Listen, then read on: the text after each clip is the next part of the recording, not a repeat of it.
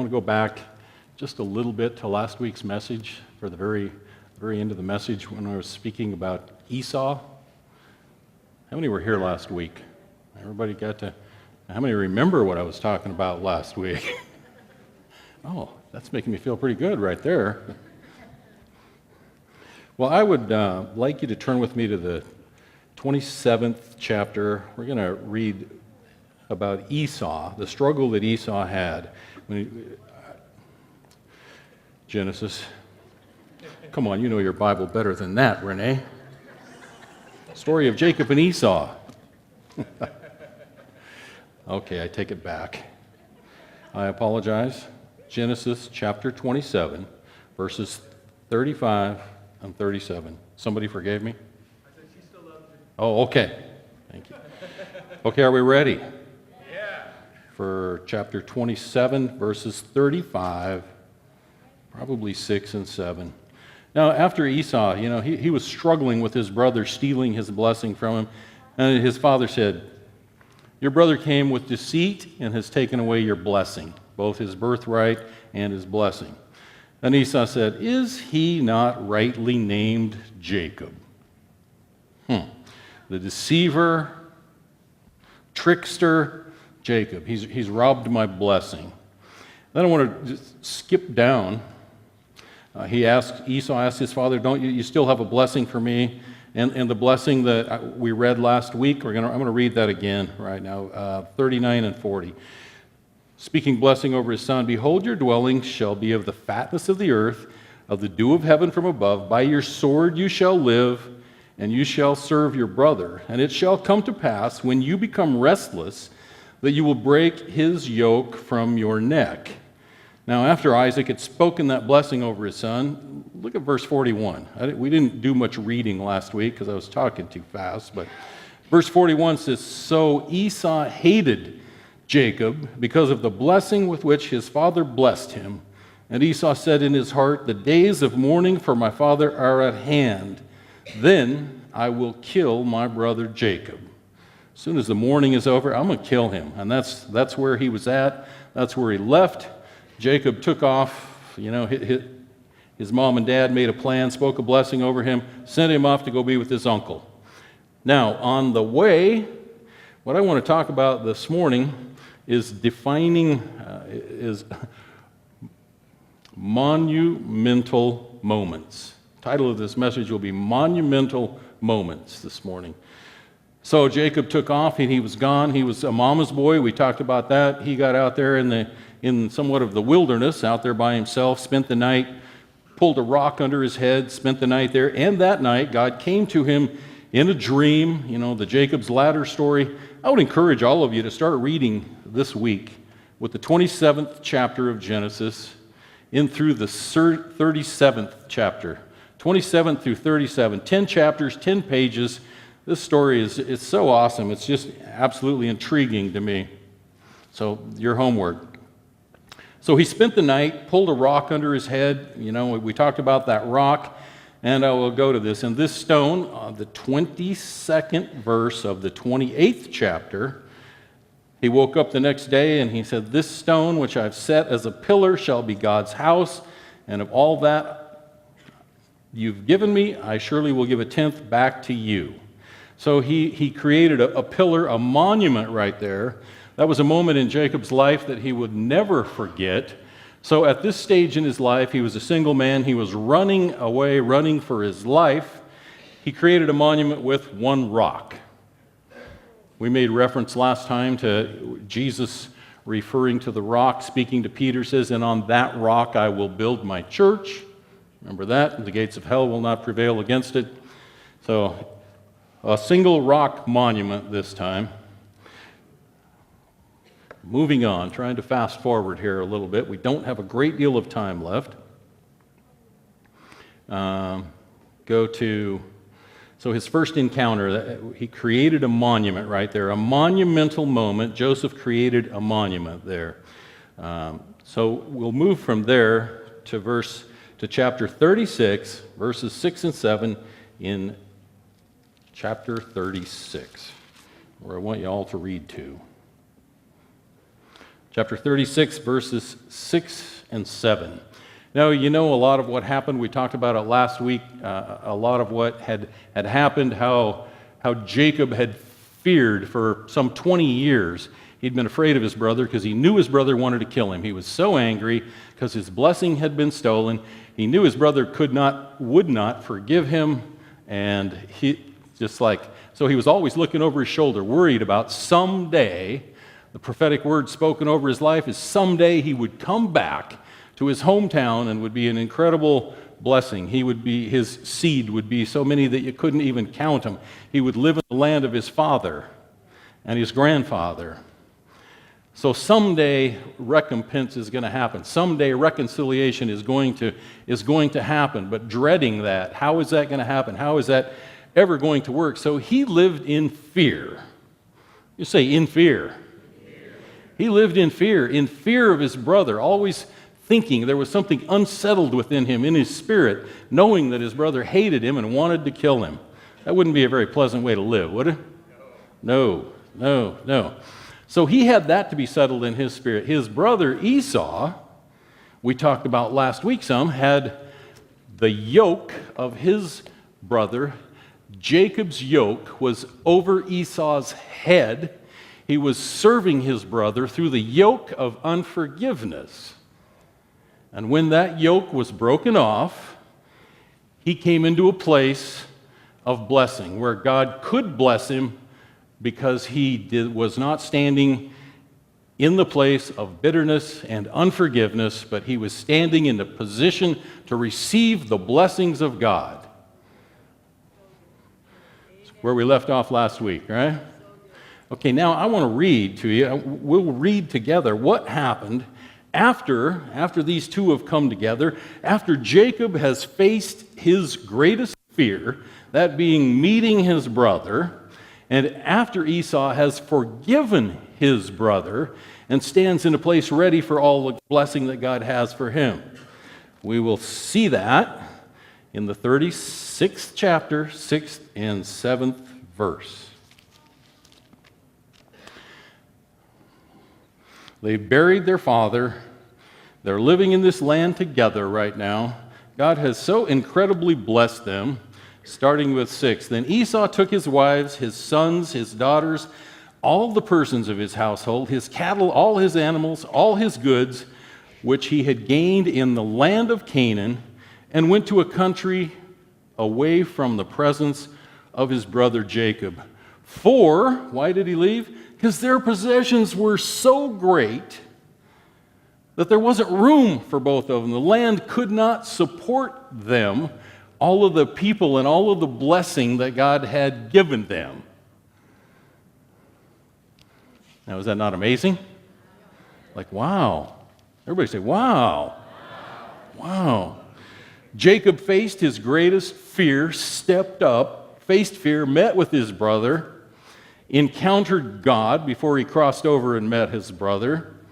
And Esau had forgiven his brother a long time ago.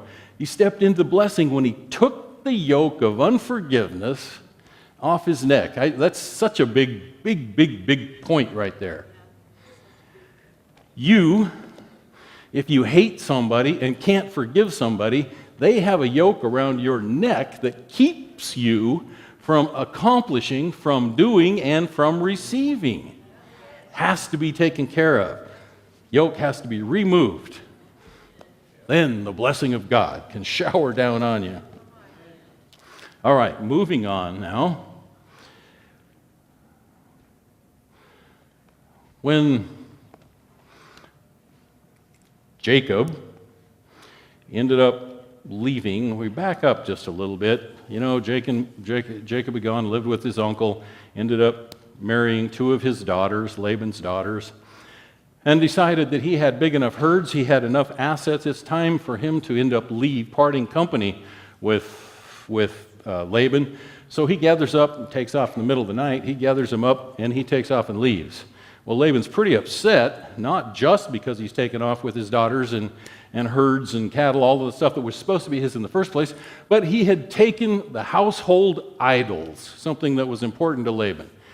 He had stolen the idols, or someone in his household had stolen the idols.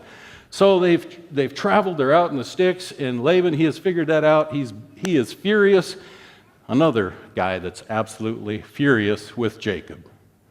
So he catches him out there and confronts him, and his favorite wife had stolen the household idols.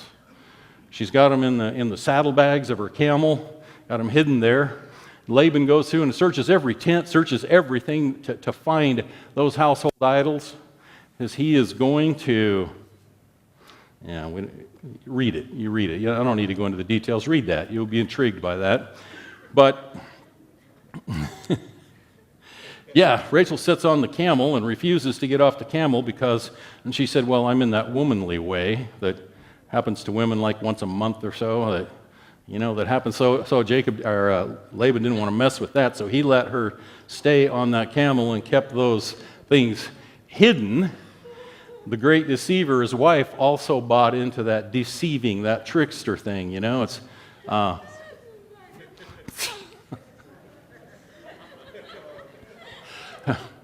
so bad company corrupts good character, huh? So, but here's the part that I want to get to. They ended up making a big truce. Laban ended up blessing his children, his grandchildren, and all of the assets, and sent them on their way. But together they created a monument. This was a monumental time between the two of them. Laban could have, really created a much more difficult time for Jacob, but he did not. They worked it out, and they created a monument right there.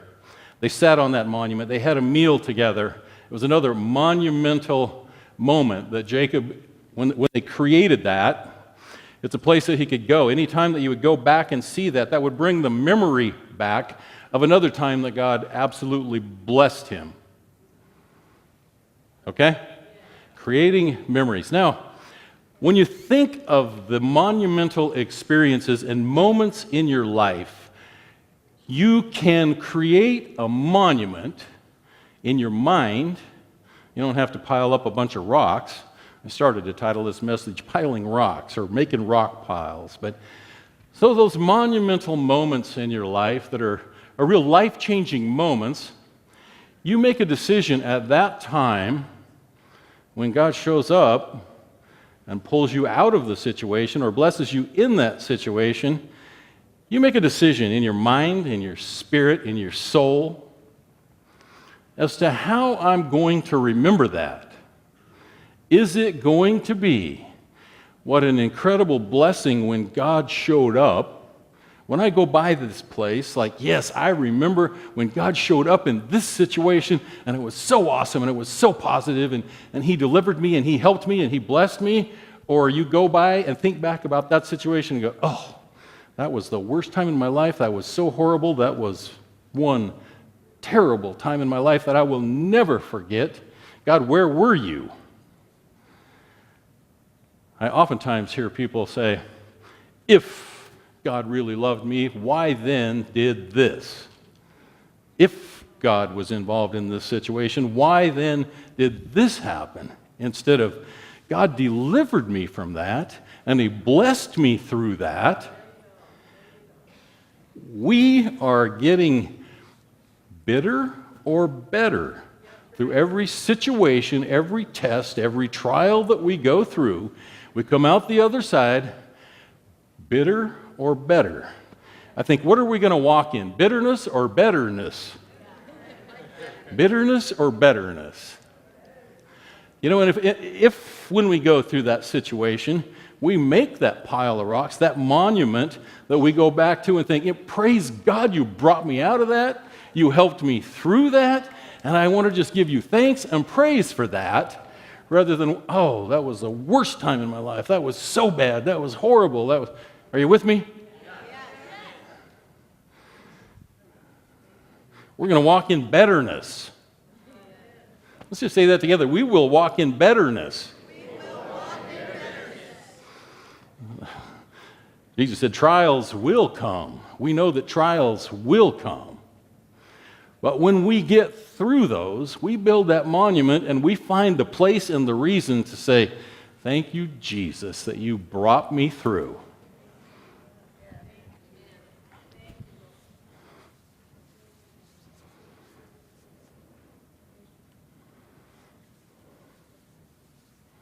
And when the children of Israel, I think of another incredible monument time when Joshua, when they came together, they were ready to enter into the promised land, and they came to the Jordan. They got crossed over, and it was time. They got to cross over on dry land.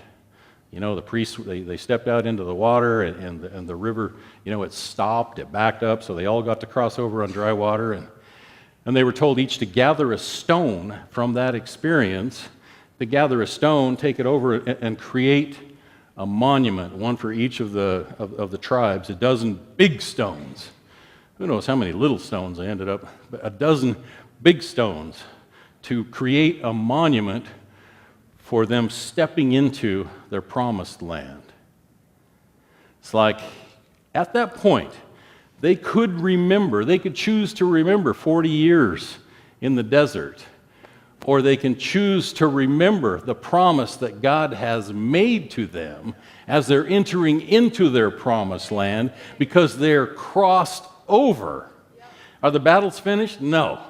There will be several more monuments built and created for the memories that God carries us through, that God brings us through. Monumental moments. But it's up to us and our perception as to how we see and where we give which direction. It's like, oh, that was the worst time in my life, or thank you, Lord, for coming through for me. Walking in betterness. Now, the story again of Jacob is so intriguing. He ended up, I don't have time to get deeply into this. He ended up in an area where he and his family have stepped into an area, and the king and the prince of that area, the prince just absolutely falls in love with one of his daughters, and basically he rapes one of his daughters and decides he wants to marry her. They have a big fiasco. The brothers they're not okay with that. Their sister Dinah, they are so not okay with that they came up with a plan and a plot. Ultimately, they ended up killing all of the men in that area. They killed all of the men. They took the women. They took the children. They took the slaves. And Jacob experienced that. And oh no, God, what do I do now? He told his sons, I can't believe you did this to me, to us. We're going to stink to everyone in this land. We're strangers in this land. Now what you've done. And they said, Dad, you would just let them treat our sister like a harlot? We would not stand for that. So they killed them all. So Jacob prays to God over this situation. It's like, Lord, what am I going to do? What am I going to do? How are we going to get through this now? I've created more enemies thanks to my sons here. And I want to go to Genesis 35. We're going to read 1 through 15.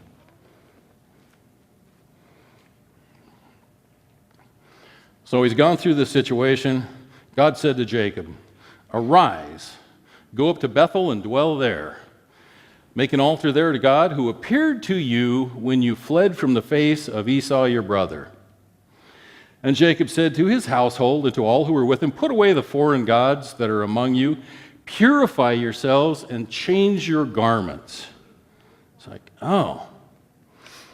Jacob has come to a place now where he's ready to take authority. It's not just one stone because he's a single guy. Now he is a prosperous leader of his family, of his clan, and he's stepping into that position of responsibility right now. That's how I see this. Like, okay, he's ready. He's not going to be blaming his sons, but stepping into a place of responsibility and teaching all of them the way and the direction that they should go.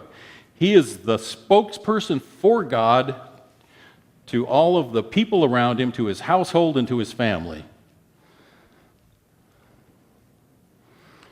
Verse number 3, put away the foreign gods that are among you, purify yourselves, and change your garments. It's like, I felt like the Lord was kind of showing me some things through this as I read this over and over again. Jacob's in a pickle again. Said to his household, to all who are with him, put away the foreign gods that are among you, purify yourselves, change your garments. Now, Joshua heard something similar, like, purify yourselves. We're about ready to go to battle. Jacob is in a place that he could very much end up finding himself in some incredible battles because of what he's just done, where he is, and how the people are going to be viewing him. Right? You're with me there, right?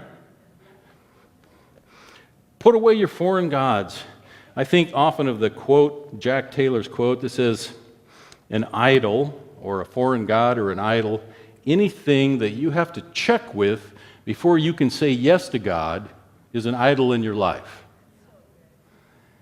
Anything that you have to check with before you can say yes to God is an idol in your life. It's like, well, like what could household idols or household gods be then? Anything that you have to check with, well, it could be the mortgage payment on your house, or your boat, your car, your nicer car, it could be Netflix, that TV thing. God's calling you to do something, and it's like, yes, but I've only seen 4 parts of season number 1, and there's 3 seasons.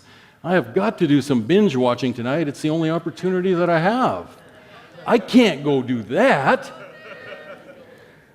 Oh, maybe that's a household god or a household idol. It might be sports, but do you know that the playoffs are on right now?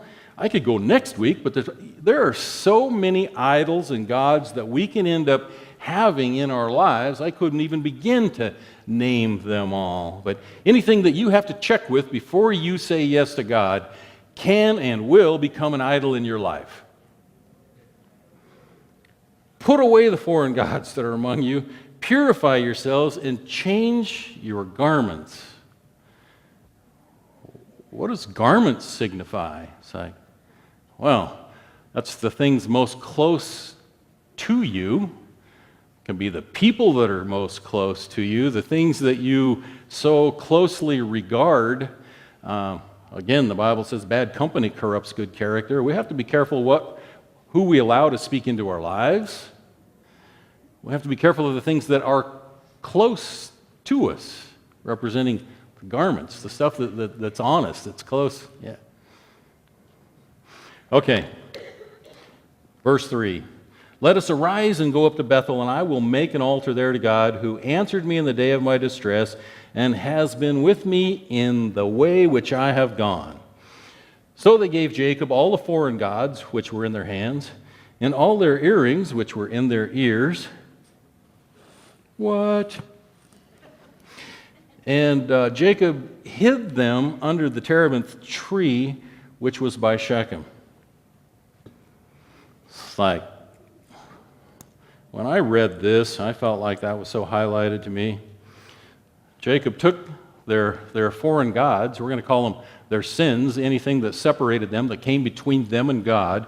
He took their foreign gods, he went and hid them under a tree. Yeah, that's what I'm thinking. Wow, what does a tree represent? The cross. A tree represents the cross.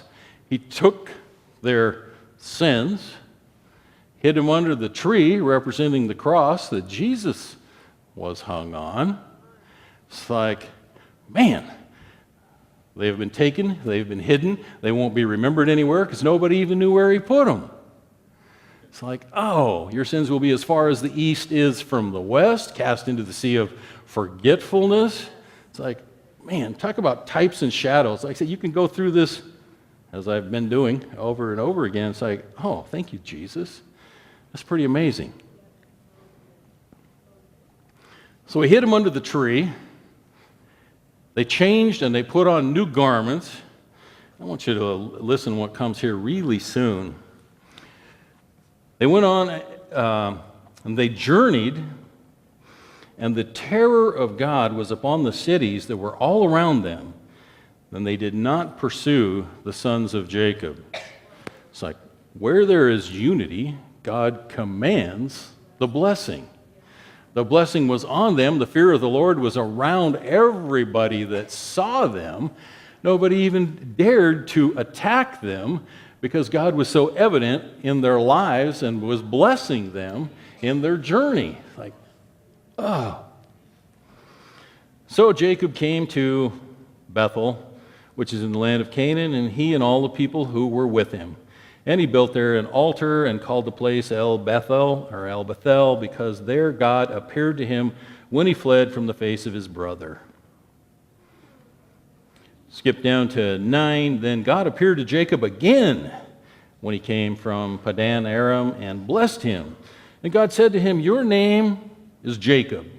Your name shall not be called Jacob anymore, but Israel shall be your name." So he called his name Israel.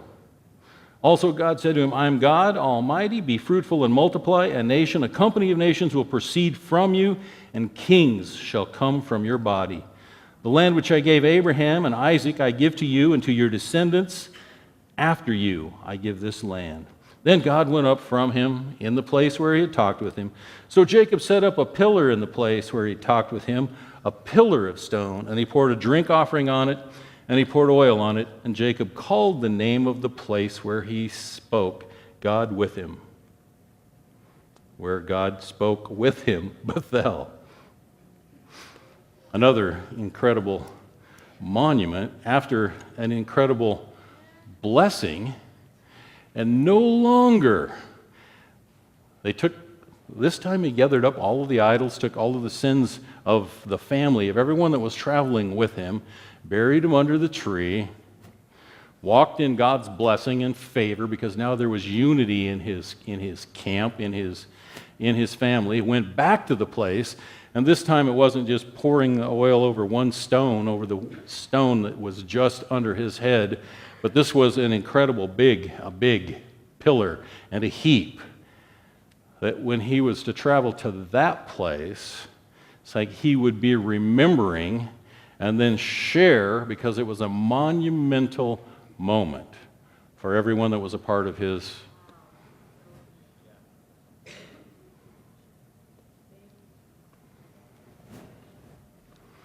I think we're in a time, I am absolutely confident that we're in a time, God was calling Jacob to another level, to a level of responsibility, to a level of leadership. And that we're entering in that time, we're in that time right now, where he says, I want to pour his Spirit out on all flesh. But we're being called to a time of purifying ourselves, of getting rid of all of the idols that we have, of laying them at the foot of the cross. You don't have to give them to me so I can run and hide them under a tree somewhere. We just put them at the cross, at the foot of the cross of Jesus, where they are then forgotten, they are hidden, nobody knows about them after that, because we are on the other side of the cross. But he's calling us to purify. And then you take on a new name. You don't carry your past any longer. The junk, the deceiver part. It's like we're ready to walk in the newness of life. We take on the new name because we're taking on a new identity. So we need a name to go with that identity. Let's stand together. In fact, I'd like the prayer team to come up now. If the prayer team would hurry up here.